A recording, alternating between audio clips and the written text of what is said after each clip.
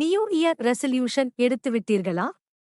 அப்போ ரூ. 10 தினமும் சேமியுங்க, விரைவில் கோடீஸ்வரர் ஆகலாம் என்று புத்தாண்டின் முதல் நாள் என்று பலர் இந்த வருடத்திற்கான சில புதிய இலக்குகளை உருவாக்கியிருக்கலாம்.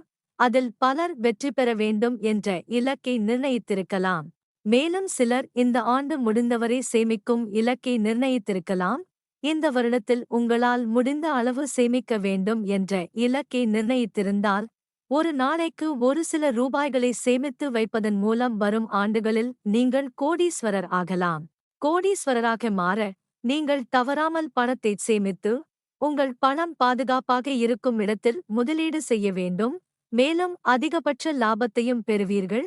இதற்கு நீங்கள் கொஞ்சம் பொறுமையாக இருக்க வேண்டும் மற்றும் நீண்ட காலத்திற்கு முதலீடு செய்ய வேண்டும். முதலீடு செய்ய இதுவே சிறந்த வழி.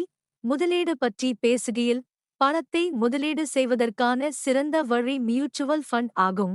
மியூச்சுவல் ஃபண்ட் எஸ்ஐபியில் நீண்ட காலம் தொடர்ந்து முதலீடு செய்தால், ஒரே நேரத்தில் கோடிக்கணக்கான நிதியை சேகரிக்கலாம். இதில் நீங்கள் ஒவ்வொரு மாதமும் முதலீடு செய்ய வேண்டும். இது மட்டுமின்றி, மாதத்திற்கு வெறும் ரூபாயில் முதலீடு செய்ய ஆரம்பிக்கலாம். தினமும் ரூபாய் சேமிக்கவும். தினமும் ரூபாய் சேமித்தால் மாதந்தோறும் ரூபாய் சேமிக்கப்படும். இந்த ரூபாயை மியூச்சுவல் ஃபண்ட் எஸ்ஐபியில் முதலீடு செய்யுங்கள். இந்த முதலீட்டை தொடர்ந்து 35 ஆண்டுகள் தொடர்வதன் மூலம் 1 கோடி நிதியை திரட்டலாம். இதில் 18% வட்டி விகிதத்தில் பெறலாம். எஸ்ஐபி என்றால் என்ன? ஒரு முறையான முதலீட்டு திட்டம் எஸ்ஐபி என்றும் அழைக்கப்படுகிறது. இது முதலீட்டாளர்களை மியூச்சுவல் ஃபண்டுகளில் பொறுப்புடன் முதலீடு செய்ய அனுமதிக்கிறது. எஸ்ஐபி முதலீட்டாளரின் வங்கிக் கணக்கிலிருந்து முன்கூட்டியே தீர்மானிக்கப்பட்ட தொகையை அவ்வப்போது கழிக்கிறது. இது அவர்களின் பரஸ்பர நிதியில் முதலீடு செய்யப்படுகிறது. எப்போது முதலீடு செய்யலாம்?